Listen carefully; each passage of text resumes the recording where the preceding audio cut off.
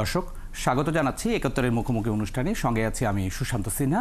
আজকে আমরা দেশের শিল্প খাতে গ্যাস বিদ্যুতের যে সংকট এবং একই সঙ্গে যে বিনিয়োগ পরিস্থিতি সেই বিষয় নিয়ে কথা বলবো।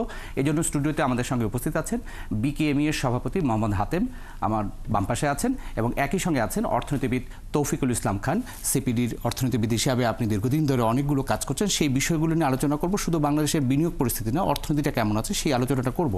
দর্শক, শুরুতে আমরা যে কথাটি বলছিলাম, তৌফিকুল ইসলাম খানকে যেটি বললাম যে সামনে বাজেট আসছে, এর মধ্যে আমাদের শিল্প খাতে একটা কনসার্ন বা বড় ধরনের উদ্বেগ ব্যবসায়ীরা প্রকাশ করেছেন। সেটি হচ্ছে যে বিদ্যুতের যে নিরবিচ্ছিন্ন বা গ্যাসের যে নিরবিচ্ছিন্ন, অর্থাৎ জ্বালানি শিল্প খাতের যে মূল যে বিষয়টি, সেই নিরবিচ্ছিন্ন সরবরাহের কথা বলে আমরা দেখছি যে দাম বাড়ানো হলো ৩৩%। সেই বিষয়টি আলোচনা করব। শুরুতে আমরা তৌফিকুল ইসলাম খান আপনার কাছে একটু জানতে চাইব যে সামগ্রিকভাবে আমাদের রেমিটেন্সটা এখন একটু বেড়েছে বেশ, বা রপ্তানির প্রবৃত্তিটাও ভালো আছে। সামগ্রিকভাবে অর্থনীতি কতটা স্বস্তিদায়ক পরিস্থিতি আছে বাংলাদেশের?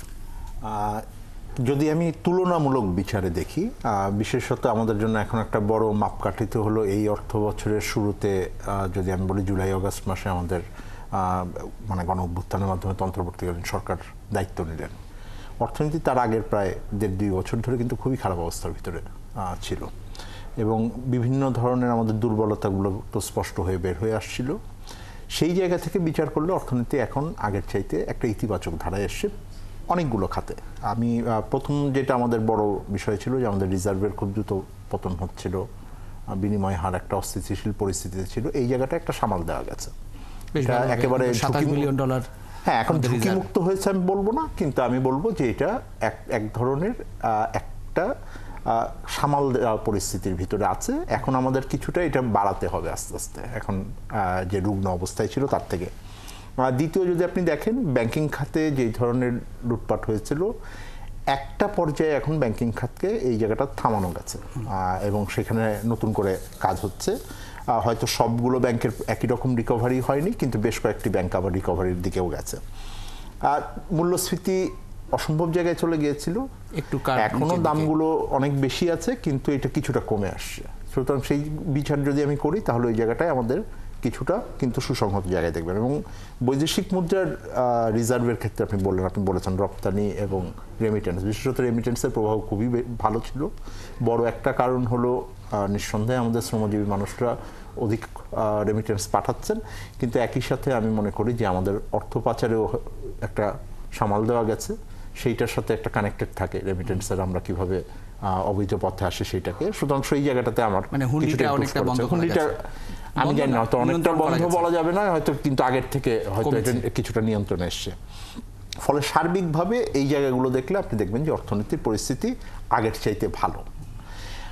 যেই জায়গায় এখনো কনসার্ন কিছু আছে, সেটার একটা জায়গা হলো আমার সরকারি আয় ব্যয় পরিস্থিতি, রাজস্ব আদায় পরিস্থিতি খুব বেশি ভালো না। এখানে যে ধরনের গুণগত পরিবর্তন হওয়ার দরকার ছিল, সেই ধরনের গুণগত পরিবর্তন হয়েছে কিনা এটা নিয়ে যথেষ্ট সন্দেহ আছে। আর সরকারের খুব একটা ভালো, আমি বলবো যে আর্থিক সক্ষমতাও নাই। ফলে ব্যয়ের দিক থেকেও আপনি দেখবেন যে সরকার যেটা করেছেন যে কিছুটা রেস্ট্রেইন একটা আচরণ করছেন, খুবই সংযতভাবে আছেন। যে চিন্তার জায়গাটা ছিল পরিবর্তনের সাথে আমাদের যে এক্সপেকটেশন ছিল যে সরকারি প্রকল্পের ক্ষেত্রে যে ধরনের অপব্যয় হতো, এটা কতখানি নিয়ন্ত্রণে এসছে এটা এখনো বোঝা মুশকিল। সুতরাং সেই জায়গাটা এখনো কনসার্ন আছে যে আর্থিক সক্ষমতা খুব বেশি নেই, এবং অনেক ধরনের যেই পরবর্তীতে আপনি বিভিন্ন জিনিস আলোচনা করবেন তার সাথে এটা সঙ্গতিপূর্ণ। সবচাইতে বড় কনসার্ন এখনো যেটা আছে সেটা হলো যে এই পরিস্থিতি আমরা চলমান রাখতে পারবো কিনা। অনেকেই প্রবৃদ্ধির বিষয়ে আলোচনা করেন। প্রথম কোয়ার্টারের প্রবৃদ্ধি বিবিএস যে হিসাব দিয়েছে তাতে খুব বেশি ছিল না, স্বাভাবিক। পরবর্তী কোয়ার্টারে আমরা দেখেছি যে সেটা অনেকখানি ইমপ্রুভ করেছে, কিন্তু গুরুত্বপূর্ণ হলো যে বিনিয়োগ পরিস্থিতি এখনো আমাদের খুব মানে চটজলদি উন্নতি হয়েছে এটা আমি বলবো না।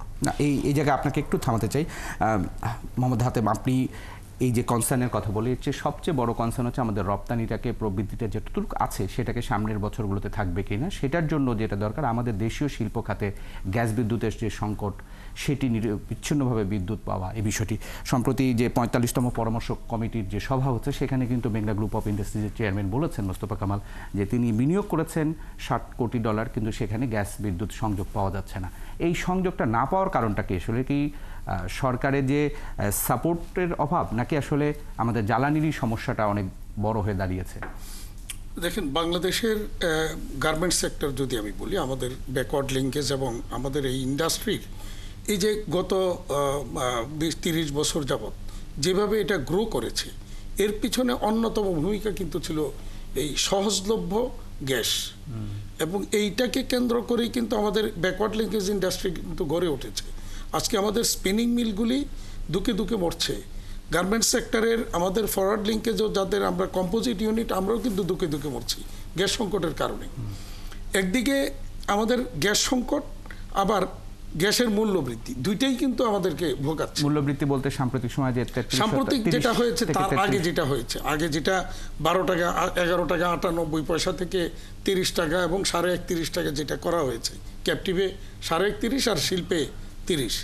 তো এইটা কিন্তু এখনো কিন্তু আমাদের অনেক ইন্ডাস্ট্রি কিন্তু এটাকে বহন করতে পারছে না। কারণ মাস শেষে আপনি দেখবেন মানে ওই তিতাস গিয়া প্রায় আমার কাছে কমপ্লেন আসে যে লাইন কেটে দিচ্ছে। কেন কেটে দিচ্ছে? বিল 2 মাসের বিল বকেয়া পড়লেই কেটে দেয় তিতাস।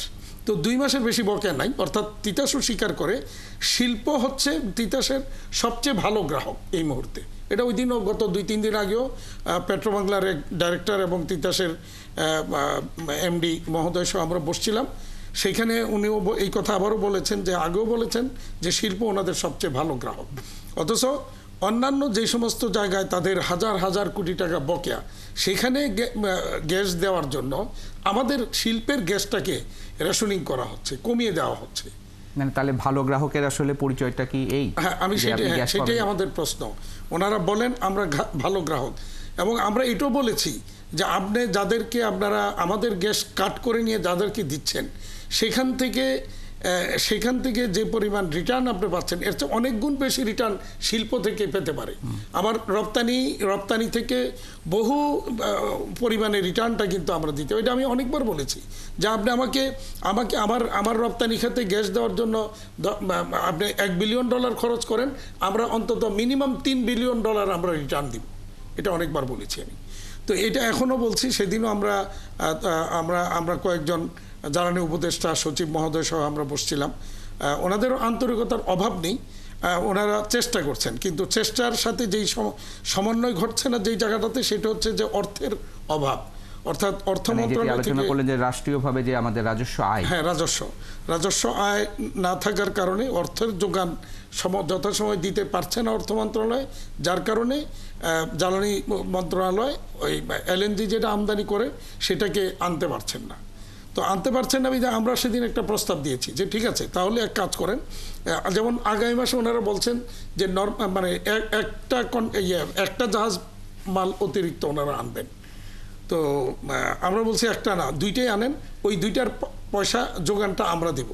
আমরা তো পরের মাসে বিল দিব, আমরা এটাকে অ্যাডভান্স সরকারকে দিব। এবার আপনি টাকা ফর্মে নেন অথবা ডলার ফর্মে নেন, আমার ফরেন মানে এক্সপোর্ট থেকে প্রয়োজনে ডলার দিয়ে আমরা পরিশোধ করে দিব। সে মনে করেন আমরা 500 গ্রাহক মিলে 500 গ্রাহক, আপনার একটা জাহাজ আনতে এই মুহূর্তে 550 কোটি টাকার প্রয়োজন হয়। এটা আগে আরো, এখন দাম কমেছে বলে 550, এটা হয়তো অন্য সময় 7 কোটি 7.5 কোটি পর্যন্ত লাগতো একটা জাহাজে। এখন $11 করে পার এমএমসিএফটি, 550 কোটি টাকা, 550 কোটি টাকা। মানে এটা তো খুব বেশি টাকা না, যেটা এফোর্ড করার মতো। তো এইটা তো আমরা বলেছি যে ঠিক আছে, আমরা এই টাকাটার যোগান আমরা দেব, কিন্তু আমাকে আপনি কিভাবে এনশিওর করবেন যে এই গ্যাসটা আসলে পরে এলএনজি আসার পর আপনি তো এটাকে গ্যাসে রূপান্তর করে ন্যাশনাল গ্রিডে দিয়ে দিবেন, তো এটা তো অন্যরা টেনে নিয়ে যাবে। তো আমাদেরকে কিভাবে দিবেন এটা নিশ্চিত করেন। তখন জ্বালানি উপদেষ্টা মহোদয় উনি পেট্রোবাংলার চেয়ারম্যানকে বললেন, তিতাসের এমডি সহ আমাদের সাথে বসে এটার একটা মেকানিজম যাতে তৈরি করে, বা আমাদের থেকে টাকা নিয়ে এনে দিতে পারবে কিনা সেটারও কোনো বিধান আছে কিনা, এগুলিকে খুঁটিয়ে দেখার জন্য। এবং আমরা এটা নিয়ে বসছিলাম। আমরা বসে, আমি ইবিবির ভাইস চেয়ারম্যান, মানে যিনি এখন বিজেএমএর প্রশাসক, মানে অত্যন্ত ভালো ভূমিকা রাখছেন তিনি, মানে একজন সরকারি কর্মকর্তা, মানে আমার দেখা বেস্ট পারফর্ম করছেন এই পাবলিক সেক্টরে এখন প্রশাসক হিসেবে, আনোয়ার ভাই। তো আমরা তাকে মাঝামাঝি বলি যে এটা আমাদের একটা বাড়তি প্রাপ্তি আপনার। আপনার কাছ থেকে, সরকারের একজন কর্মকর্তার কাছ থেকে। উনি খুব ভালো পারফর্ম করছেন এবং ছুটে যাচ্ছেন সরকারের যে কোনো জায়গায় সমস্যাগুলি নিয়ে কথা বলার জন্য, এবং সেদিন আমরা বসছিলাম।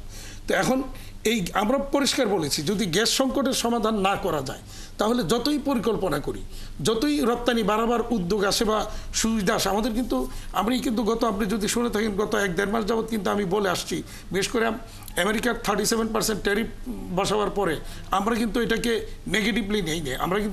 আমরা বলেছি যে এইটা থেকে ভালো সুবিধা আদায় করে আনার সুযোগ আছে যদি আমরা এই জায়গাটাকে ভালো। ওই আলোচনাটা আসবো। আপনার কাছে আরেকটা জিনিস জানতে চাই, বলা হচ্ছে যে ইপিজেড বা স্পেশালাইজ যে ইকোনমিক জোনগুলো করা হচ্ছে ওইখানে বিনিয়োগ করলে গ্যাস বিদ্যুৎটা নির্বিঘ্নে পাওয়া যাবে, কিন্তু আমরা দেখছি যে ব্যবসায়ীরাই বলছেন যে ইপিজেডগুলোতে নতুন কারখানার ক্ষেত্রে পাওয়া যাচ্ছে না, যেটা মেঘনা গ্রুপ অফ ইপিজেডগুলিতে যেটা হচ্ছে, ইপিজেডগুলিতে এখন যদি কেউ নতুন সংযোগ নেয় তাহলে তাকে 40 এবং 42 দিতে হবে, যেটা আরেকটা মানে প্রতিবন্ধকতা। যদিও জ্বালানি উপদেষ্টা মহোদয় বা সচিব মহোদয় বলছেন যে নতুন এরকম সংযোগ নেওয়ার জন্য অনেক আবেদন পড়েছে, হয়তোবা অবশ্যই হয়তো পড়েছে, এবং কেউ হয়তো আমরা বলেছি যদি কেউ ক্যালকুলেশন করে মনে করে যে তারা এই বর্ধিত রেটও নিয়ে ব্যবসায় সফল করতে পারবে তাহলে নিবে, অসুবিধা নেই। কিন্তু প্রশ্ন হচ্ছে যে গ্যাস পাওয়া যাবে কিনা। যদি নিরবিচ্ছিন্নভাবে কন্টিনিউয়াস গ্যাস যদি আমরা পাই তাহলে কিন্তু, এবং প্রকৃত প্রেসারে, যেই প্রেসারে আমরা তো কোনোদিনই 15 PSI প্রেসারে আমাদের গ্যাস দেওয়া হয়, কিন্তু কোনোদিনই আমরা 15 PSI প্রেসারে কোনোদিনই পাই না। একটু সহজ করে যদি বলি, তার মানে যতটুকু পাওয়ার কথা ততটুকু পাচ্ছেন না, আবার যতটুকু গ্যাসের যে প্রেসারটা থাকার কথা ততটুকু পাচ্ছেন না। ফলাফলটা আসলে কি হয়? প্রোডাকশনে কি হ্যাম্পার বড় ধরনের? অবশ্যই হ্যাম্পার হচ্ছে। যেমন গত সপ্তাহে আমাদের মানে ম্যাক্সিমাম এলাকায়, বা অন্য সময় তো আমরা দেখেছি হয়তো 2-1টা এলাকায় থাকে না, অন্য এলাকায় ছিল, কিন্তু গত 1 সপ্তাহ যাবৎ কিন্তু বাংলাদেশের মানে আমাদের ইন্ডাস্ট্রি যতগুলি জায়গা, মানে গাজীপুর, আশুলিয়া, সাভার, নারায়ণগঞ্জ, পুরা বেল্টের মধ্যেই কিন্তু গ্যাস নাই এবং উৎপাদন ব্যাহত হয়েছে, বন্ধ, একেবারে টোটালি আমাদের উৎপাদন বন্ধ ছিল। তো আমরা এই কারণে আমরা সবাই উপায় না দেখে আমরা দৌড়ে উপদেষ্টা মহোদয়ের কাছে গেলাম। তিনি যথেষ্ট সহযোগিতার আশ্বাস দিয়েছেন এবং এই ব্যাপারে প্রয়োজনীয় করণীয় সরকারের দিক থেকে করার আশ্বাস দিয়েছেন। আমরা আশাবাদী যে ওনারা করবেন। তবে সীমিত যেটা মানে অর্থের যে যোগানের অভাব, এটা খুব বড় করেই আমরা বুঝতে পেরেছি যে এটার অভাবেই মূলত এটা আনা যাচ্ছে না। তো এই জায়গাটা যদি তিতাস যদি ওইভাবে এবং আমরা আরেকটা যেটা গুরুত্ব দিয়েছি যে অবৈধ সংযোগের নামে, মানে তিতাসের যে সিস্টেম লসের নামে যে চুরিটা হচ্ছে, এটাকে বন্ধ করতে হবে। এটা বন্ধ করলেই কিন্তু অনেকটা মানে কিছুটা হলেও হবে। আমরা সেদিন অনুরোধ করেছি, ঠিক আছে আপাতত আরেকটা আপনি অতিরিক্ত জাহাজ LNG না আসা পর্যন্ত অন্তত বিভিন্ন জায়গা থেকে কাট করে হলো প্রতিদিন অন্তত 100 MMCFT আমাদের অন্তত বেশি দেওয়ার চেষ্টা করেন। সেটা কি দেওয়া সম্ভব? সেটা সম্ভব। মানে সেটাতে কোনো কারিগরি কোনো বিশেষ কিছু করতে হবে নাকি বিদ্যমান একটু ব্যবস্থাকে একটু ম্যানেজমেন্ট একটু ঠিকঠাক করলে ওনারা এটা পারে, ওনাদের কাছে ওই মেকানিজম আছে যে ওই জায়গায় একটু কমিয়ে দিয়ে এই জায়গায় একটু কমিয়ে দিয়ে এখানে একটু দেওয়া, এটা ওনাদের পক্ষে সম্ভব। তো শিল্পে যদি এটা দেওয়া হয় তাহলে কিন্তু আমরা যেটা মনে করছি যে আগামী দিনগুলিতে রপ্তানি বাড়ার অনেক সুযোগ আছে, অনেক সুযোগ কিন্তু আছে। জি, আপনার সাথে আমরা আলোচনা করব। তৌফিকুল ইসলাম খান আপনিও আছেন। আমরা বিরতিতে যাচ্ছি, দর্শক সঙ্গে থাকুন, বিরতির পরে ফিরে আসছি। দর্শক, বিরতির পর আমরা আবার ফিরে এলাম 71-এর মুখোমুখি অনুষ্ঠানে। আপনারা শুনছিলেন বাংলাদেশের যে শিল্প খাতে গ্যাস বিদ্যুতের সংকট এবং একই সঙ্গে বিনিয়োগ পরিস্থিতি নিয়ে আলোচনা। সেখানে শিল্প খাতের আলোচনাটা বিরতির আগে বিকেএমই সভাপতি মোহাম্মদ হাতেম যে বলছিলেন, সেই আলোচনার সঙ্গে একটু যোগ করতে চাই। অর্থনীতিবিদ হিসাবে যারা কাজ করছেন তারা দেখেছেন ভেতর থেকে ইনসাইটটা, অর্থাৎ ম্যানেজমেন্ট কীভাবে আমাদেরকে কতখানি ব্যাকফুটে রাখে, অর্থাৎ তিতাস গ্যাস তার যে ব্যবস্থাপনা আছে সেই জায়গায় শুধু কি মূল্য বৃদ্ধিটাই একমাত্র নাকি বিকল্প কোনো কিছু আছে, সে বিষয়টা জানার জন্য তৌফিকুল ইসলাম খান।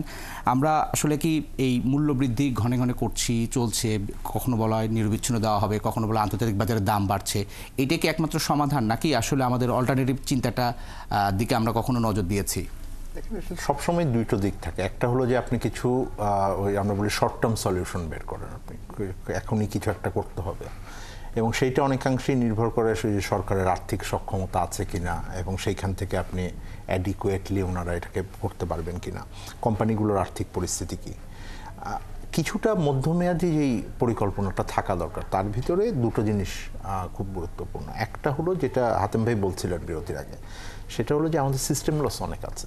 সিস্টেম লস শব্দটা দিয়ে না আমরা পরিষ্কার করে, আমি এটা খুব সহজভাবে বলি, কেউ না কেউ তো এটা ব্যবহার করেন। হ্যাঁ, সেটা আসলে তো হচ্ছে এটা চুরি হচ্ছে, এবং চুরিটা হয়তো কোনো এমন আছে যে কোনো একটা শিল্প প্রতিষ্ঠানই করছে, না হলে আমাদের কোনো গ্রাহক পর্যায় থেকে হচ্ছে, না হলে আপনার এখানে বিভিন্ন ধরনের এখন বিদ্যুতের সিস্টেম লসের কারণে একটা গ্যাসের সাথে ওটা একসাথে দেখতে হবে।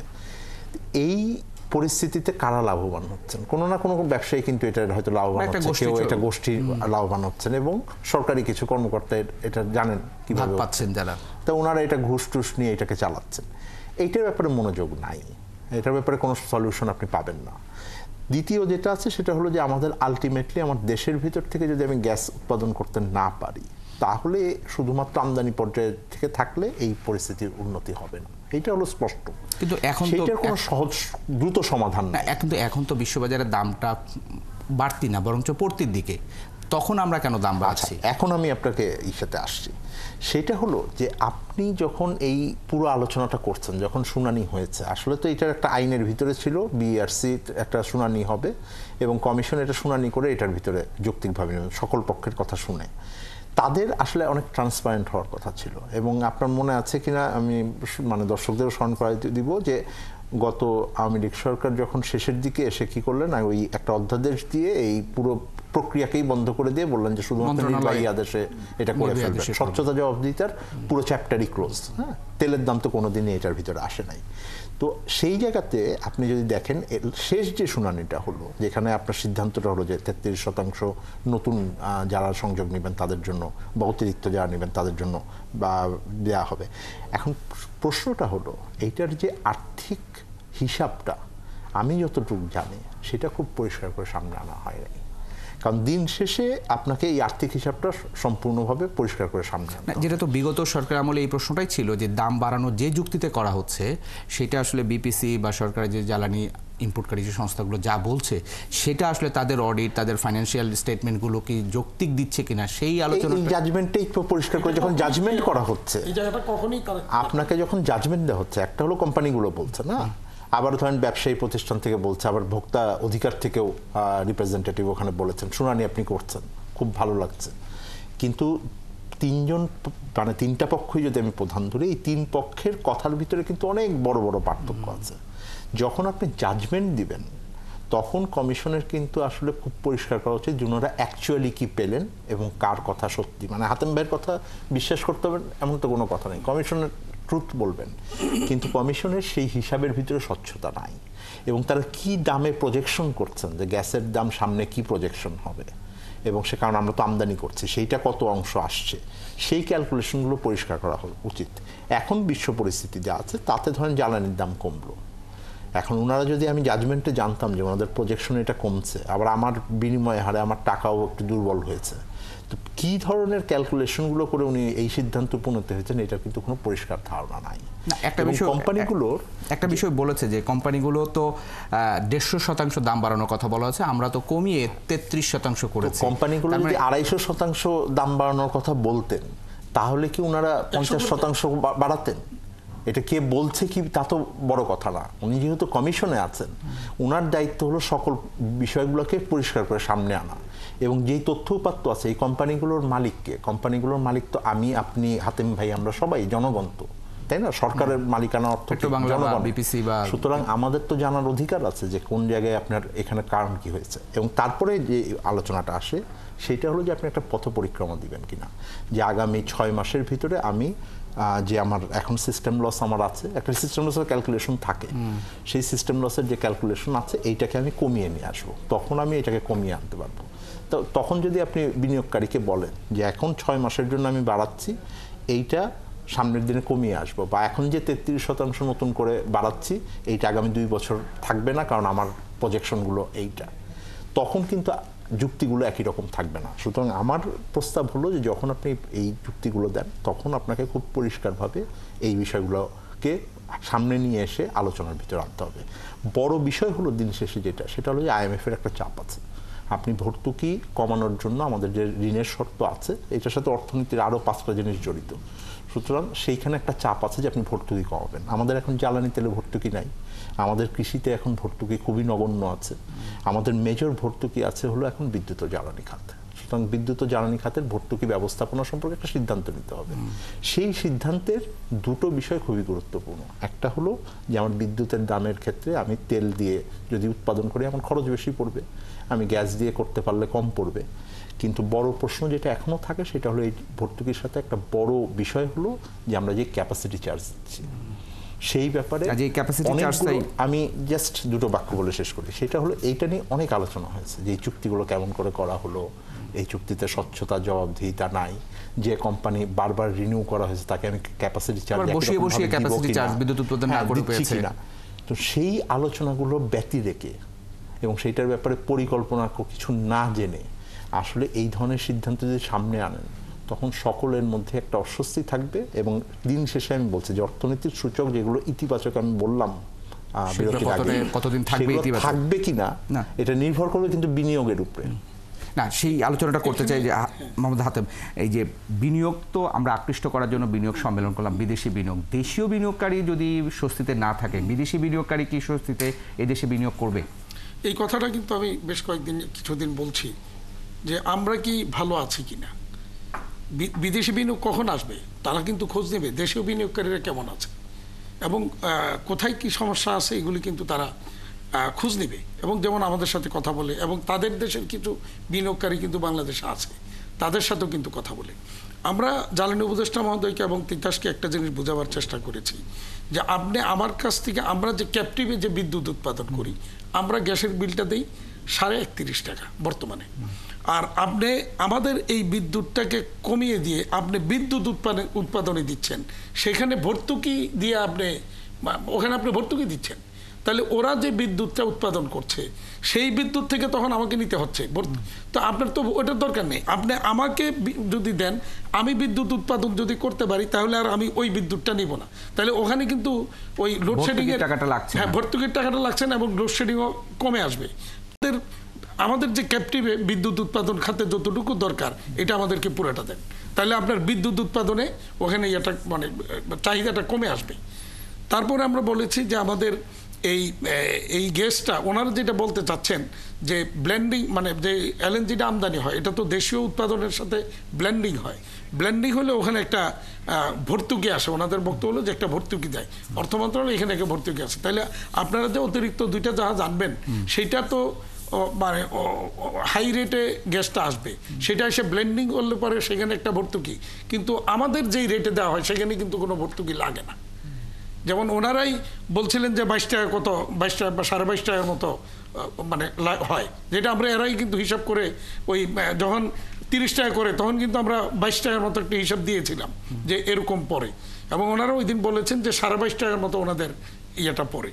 তো সেই যে এখন আবার ইদানিং যেহেতু কমে আসছে 22.5 টাকা, এটা বাড়লে হয়তো বলছেন যে 29 টাকা পর্যন্ত পরে কস্টিং, তাহলে 29 টাকা বললে আমি তো 31.5 টাকা দিচ্ছি, তাহলে আমার এমন তো ভর্তুকি নাই, তাহলে আমাকে কেন আপনি আনইন্টারাপ্টেড কন্টিনিউয়াস গ্যাস দিবেন না, যেটা আগের সরকারও বারবার বলেছেন।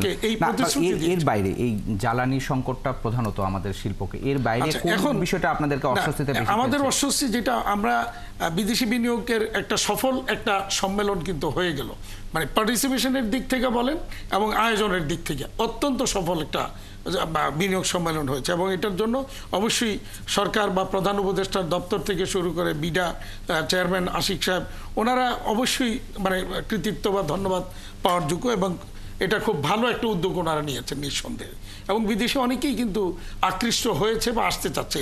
এর মধ্যে কিন্তু চাইনিজ অনেক ইনভেস্টর আমাদের সাথে কথা বলেছে বিভিন্ন ইস্যুতে কোথায় কিভাবে করবে, এবং ইভেন পুরনো ইন্ডাস্ট্রি যেগুলি বন্ধ হয়ে গেছে বা যাচ্ছে এরকম ইন্ডাস্ট্রি ইনিশিয়ালি তারা কিনে শুরু করতে চায়, তো সেখানকার কি পরিস্থিতি এগুলি তারা অ্যানালাইসিস করছে, অনেকগুলি আসছে আমাদের কাছে প্রপোজাল। তো আমরা সেই জায়গাটাতে আমরা আশা করি যে বিনিয়োগটা যদি আমাদের এখানে আসে তাহলে সরকারকে কিন্তু গ্যাস বিদ্যুতের সংকট আর ব্যাংকিং যে সমস্যা এইটা পাশাপাশি হলো আইন শৃঙ্খলা, এই 3টা জায়গায় তাদের কঠোর অবস্থান নিতে হবে। আইন শৃঙ্খলা আজকেও 2টো গার্মেন্টস বন্ধ করে দেওয়া হচ্ছে শ্রমিকদের আনরেস্টের বাইরে থেকেও, কিন্তু শুধু শ্রমিক না বাইরের একটা মবের কথা তারা বলেছে যে হ্যাঁ আপনি যদি দাবিগুলি দেখেন মানে অযৌক্তিক এবং হাস্যকর দাবি। যেমন একটা উদাহরণ দিই, কয়েকদিন আগে একটা বড় খুব ভালো চলমান একটা ফ্যাক্টরি, ওখানে দাবি দেওয়া হয়েছে যে মানে রোজার সময় তাদেরকে ইফতারের সময় 1 ঘন্টা ছুটি দিতে হবে। সেই 1 ঘন্টা ওভার টাইম হিসেবে তাকে, মানে সে কাজও করবে না, 1 ঘন্টা ছুটি নিবে, আবার ওই 1 ঘন্টার ওভার টাইম হিসেবে তাকে বিল দিতে হবে। মানে এবার বুঝেন যে পরিস্থিতি কোথায় গিয়েছে। এবং আজকে এক ফ্যাক্টরির মালিক আমাকে ফোন করেছে, তার এখানে কিছু শ্রমিক আনডিউ ইললিগেল কিছু ডিমান্ড নিয়ে তার এখানে কাজ বন্ধ করার পায়তারা করতেছে। তো এই যে এইগুলিকে কঠোর হস্তে যদি দমন না করা যায়, এদেরকে যদি আমরা বলি যে ম্যাক্সিমাম 90-95% শ্রমিক কিন্তু ভালো, তারা কিন্তু এই সমস্ত গণ্ডগোলে ইয়ের মধ্যে, এই সমস্ত জ্বালাও পোড়াও ভাঙচুর এইসবের মধ্যে নাই, এবং তারা নিরীহ শ্রমিক। তাদেরকে 5 to 10% যারা কিছু সংখ্যক এনজিও অথবা কিছু সংখ্যক তথাকথিত শ্রমিক নেতা নেত্রী নামধারী ব্যক্তির নিয়োজিত সন্ত্রাসী, তারা শ্রমিক না, আমি তাদেরকে কখনই শ্রমিক বলবো না, তারা হচ্ছে নিয়োজিত সন্ত্রাসী। এরাই কিন্তু মূলত ওখানে শ্রমিক নাম দিয়ে সেখানে ঢুকে এই অপকর্মগুলি করছে। এদেরকে যদি কন্ট্রোল না করা যায়, বিনিয়োগও হবে না, আর দেশীয় ইন্ডাস্ট্রিও বাঁচবে না। জি, আপনার সাথে আমরা আরো কথা বলবো। তৌফিক ভাই, আমরা একটা বিরতিতে যাব। বিরতিতে যাওয়ার আগে আপনাকে একটা প্রশ্ন করে যেতে চাই, সেটা হচ্ছে যে ব্যবসা করার সূচক আমরা উন্নত করার কথা বলছি, এটা আমরা বিরতির পর আলোচনা করব, শুধু আপনাকে মাথায় দিয়ে যাচ্ছি। এই সমস্যাগুলো তো আমরা বহুদিন ধরে শুনে আসছি, এই সমস্যা সমাধানের জন্য যাদের করণীয়, সরকারি সংস্থাগুলো কি করছে সে বিষয়ে আপনার সাথে কথা বলবো। তার আগে একটু আমরা বিরতি নিতে চাই। দর্শক সঙ্গে থাকুন, বিরতির পর ফিরে আসছি। দর্শক, বিরতির পর ফিরে এলাম ৭১-এর মুখোমুখি অনুষ্ঠানে। আপনারা বিরতির আগে শুনছিলেন যে শিল্প খাতে গ্যাস বিদ্যুতের সংকট এবং বিনিয়োগ পরিস্থিতি নিয়ে যে প্রশ্নটি রেখেছিলাম তৌফিকুল ইসলাম খানের কাছে, সমস্যাগুলো জানা, চিকিৎসার জন্য বা রিমেডির জন্য যে ব্যবস্থাগুলো নেওয়ার কথা সরকারি দপ্তর, তারা আসলে কতটুকু অ্যাক্টিভ রোল প্লে করছে? একটা বড় জায়গা হলো যে আপনার বিনিয়োগের জন্য যেটা বলা হয়েছে ওয়ান স্টপ সার্ভিস, এইটার সমাধান আজকে না, প্রায় 1 দশকের বেশি হবে আমরা জানি।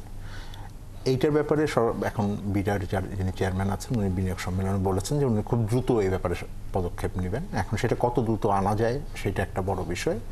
প্রোগ্রেস ভিজিবলি এখনও যে খুব হয়েছে তা কিন্তু না, এবং এটা যতক্ষণ পর্যন্ত আপনি পুরোটা না পাবেন, আধা আধি হয়ে এটার পুরো সমাধান হবে না।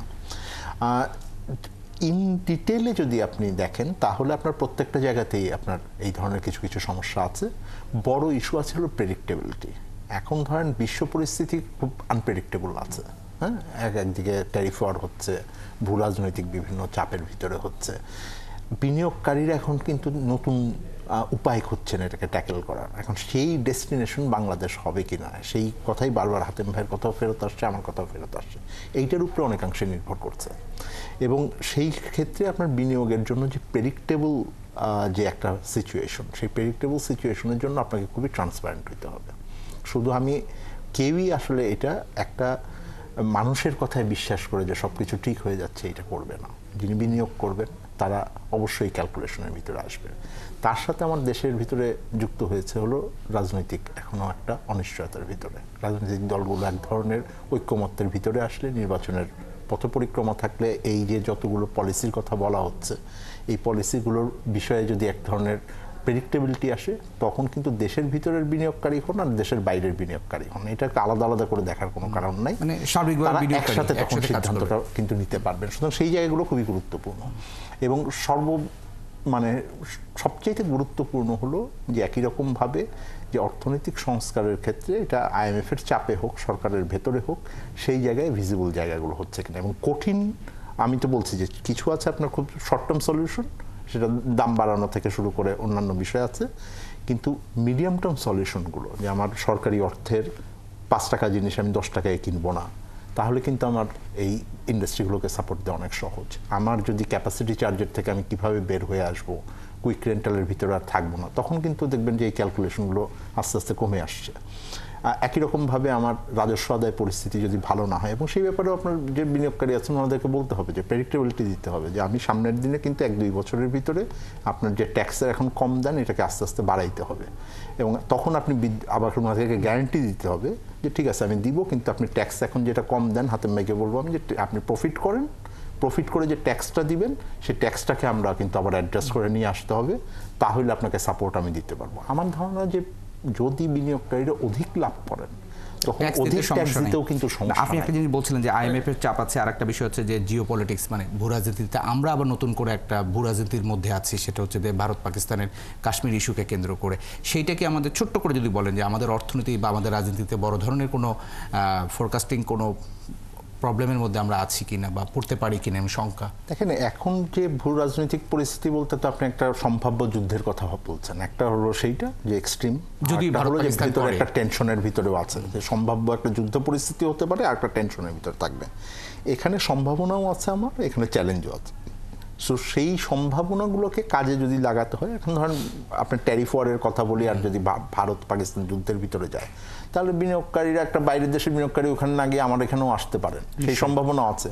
ঝুঁকিও আছে যে ঘরের পাশে যুদ্ধ হবে, আমি এফেক্টেড হব না তা তো না, আমার আইন শৃঙ্খলা পরিস্থিতি, এবং যেহেতু দুই আমার দেশই political পারমাণবিক position। শক্তিধর দেশ, হ্যাঁ, জি, so আমরা সেই আলোচনাটা আপনার বিষয়গুলো সাথে থাকতে করতে চাই, হবে। আমাদের সময় একদম শেষের দিকে।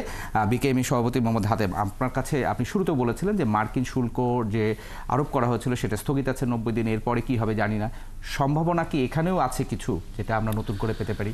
আমি শুরু থেকেই বলেছিলাম, এবং যেদিন এই ঘটনা ঘটলো সেদিনই মিডিয়ার সবার সাথে আমি কথা বলেছি, এবং আমি বলেছিলাম যে না, এখান থেকেও আমাদের ভালো কিছু বের করে আনার সুযোগ কিন্তু আছে, এবং সেই পথেই কিন্তু সরকার এখন যাচ্ছে। এবং আমরা মনে করি সরকার খুব তড়িৎ যে পদক্ষেপগুলি নিয়েছে সেখানে একটা ভালো নেগোসিয়েশন আমরা প্রত্যাশা করছি, এবং আশাবাদী আমরা সেখান থেকে ভালো কিছু আসবে। এছাড়াও সুযোগ আরও বেশি আসবে আরেকটা কারণেও, যেহেতু চায়নার সাথে একটা বড় ধরনের বাণিজ্য যুদ্ধ চলছে এবং আলটিমেটলি চায়নার রপ্তানিটা কমে যাবে, ফলে সেখানে আরেকটা সুযোগ আমাদের জন্য তৈরি হবে। তো সেই সুযোগ আসলে আমরা কতটুকু নিতে পারবো সেটা আমাদের জন্য অনেকগুলি প্রশ্ন রয়েছে। আর বর্তমানে যে আরেকটা বিষয় খুব আমাদের ভালো বলতে হয় যে বিদেশি বিনিয়োগকারীরা যে এখানে আসবে, সেখানেও কিন্তু যেমন আমাদের ট্যাক্সেশন পলিসি, যেটা আমি বারবার বলার চেষ্টা করছি, এখন যে পলিসিটা রয়েছে এটা আমি অবশ্যই বলবো একটা রং পলিসি, এবং কোনোভাবে এটা বিনিয়োগ বা ব্যবসার জন্য সহায়ক নয়। যেমন আমি বলি, এখন যে সিস্টেমটা করা আছে, আমি লাভ লস করি, লাভ না করি, যাই করি না কেন, ট্যাক্স আমার কাছ থেকে কেটে নিবেই, এবং তা নিচ্ছে না, সেটা কি অ্যাডসোর্স কিনা? না, অ্যাডসোর্সে নিয়ে যদি আপনি ফেরত না দেন, তাহলে এটা কি হয়? তাহলে কি দাঁড়াইলো? কিন্তু এনবিআই চেয়ারম্যান তো বারবার বলছে যে এটা তো ইয়ার এন্ডে গিয়ে আপনি তো সমন্বয় করে আপনি ফেরত পাবেন। একটা প্রমাণও নাই, একটা প্রমাণও দিতে পারবে না যে কোথাও কোনো সমন্বয় হয়েছে।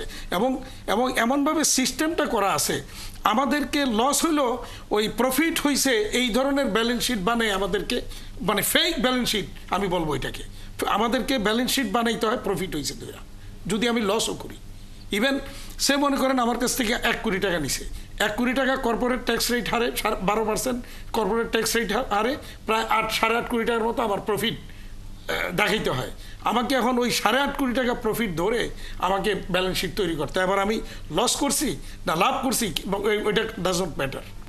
এই যে সিস্টেম, এই সিস্টেমের পরিবর্তন করতে হবে, এবং অন্তত মিনিমাম 5 ইয়ার্সের জন্য একটা সিস্টেমকে ঘোষণা দিতে হবে, তাইলে বিনিয়োগকারীরা আকৃষ্ট হবে যে হ্যাঁ, ক্যালকুলেশন করে তারা আশ্বস্ত হলে তখন তারা আসবে বিনিয়োগে।